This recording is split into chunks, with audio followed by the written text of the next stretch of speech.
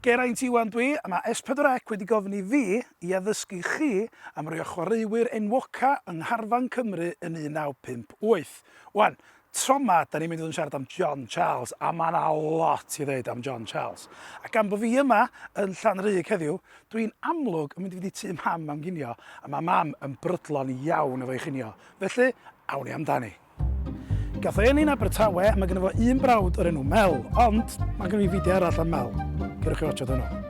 Nath o rwyddo i Abertawe pan oedd o mond yn 14 oed, ond bod Abertawe'n stryglo bryd hynny lawr yn y drydydd gyngrair, yn y 3 mlynedd oedd hwnna, nath o'n rioed ddewis ar gyfer y tîm cynta, ond y lwcus i John oedd o hefyd yn chwarae'r Gendros Local Youth Club, a tra oedd o'n chwarae iddyn nhw, nath o gael ei spotio gan scout o Leeds United, a nath o rwyddo iddyn nhw pan oedd o'n 17 oed.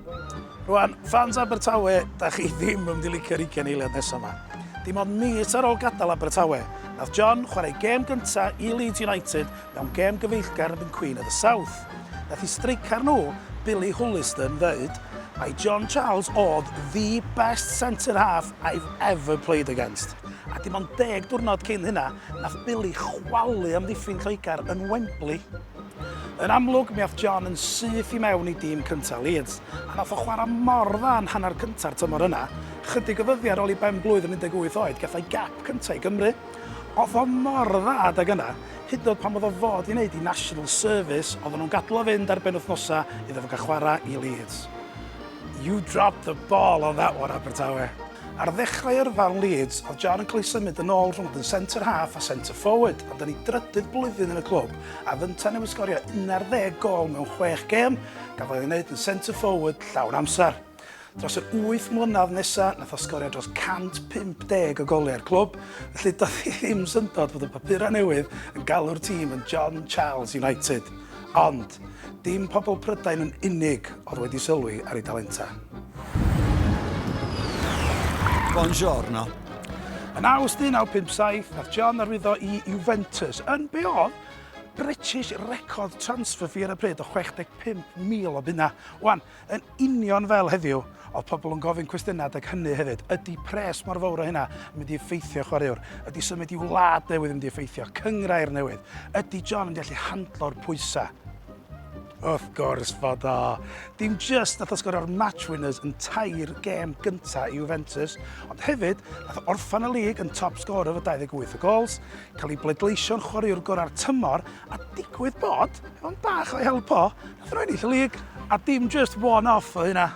Yn ei 5 mlynedd yn Juventus, nath o sgorio 108 o gols mewn 155 gêm, ennill y gyngrair 2 gwaith, y gwpan ddwywaith, ac hefyd yn 1959 nath orffan yn drydydd ar yr rhestr Ballon d'Or, yr ucha erioed i unrhyw Gymro. Digwydd bod nath cyfnod euraidd John Charles gyd fynd efo cyfnod euraidd Cymru, ac i gyd ddigwyddiad de. Dim ond blwyddyn yr oedd o muno efo Juventus, nath Cymru wrth gwrs fynd i Cwpan y Byd 1958. Bod John wedi sgorio yn Cwpan y Byd, mae yna un peth da ni'n gofio amdano fo fwy yn anffodus, sef y ffaith bod wedi cael ei gicio'n ddi-baid gan Hwngari, nath wneud iddo fethu y gêm yn erbyn Brasil, mwy na thebyg un o'n gemau mwyaf ni erioed.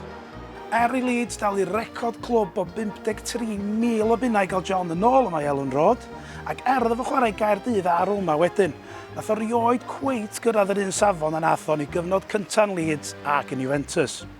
Ar ôl bod yn player manager yn Hereford United ac yn Merthyr Tydfil, doedd gyrfa John i ben yn 1974 pan oedd o'n 43 mlwydd oed. Yn anffodus, mae'n ochr arall i stori John Charles, a neb wir yn grybwyll fel arfer. Doedd chwaraewyr ar y pryd ddim yn cael ei talu pres bonkers fel chwaraewyr dyddiau yma, felly erbyn diwedd i yrfa, oedd John Charles yn sgint. Wel, mi nath o gychwyn lot fawr iawn o fusnesau, ac un o'n nhw oedd y dafarn yma, The New Inn yn Leeds, dim ond tafliad carreg o Elwn Road. A sut sa'r syniad y methu de, pwy sy'n ddim isio peint efo un o arwyr y ddinas. Ond dros amser yn anffodus, fel nifer fawr iawn o eventau eraill o, methu nath o. Yn ei eiriau fo ei hun, I was never a businessman, always a footballer. Yn anffodus, efo gymaint o broblemau fo rhai o'r busnesau yma, a bod arno fo gymaint o bres gath o ddedfryd o 60 diwrnod yn y carchar. Nath o mond actually para 5 awr yn y gell, gan bod i wraig o wedi medru codi'r arian drwy ffrindiau a chefnogwyr i dalu ddyled o. O John Charles yn golygu gymaint i gymaint o bobl. Nath pobl Abertawe ddod at ei gilydd i godi arian i gomisiynu byst ohono fo. Mae Leeds United wedi enwi stand ar ei olo a mae yna lôn wedi enwi ar ei olo yn y ddinas. A pan nath Juventus adeiladu'r Allianz Stadium, nath nhw benderfynu reid enw John Charles mewn seren tu allan i'r stadiwm. Ond mae'n bosib gweld be oedd o feddwl i fans Juventus pan nath John Charles benderfynu dod am un daith arall i Turin ar ôl cael diagnosis o Alzheimer's, a nid yn unig y fans ddod yna i weld o, ond enwogion y clwb hefyd i ddod i ddweud helo ac hwyl fawr. I'm crying. I'm crying. Il Gigante Uomo, the gentle giant.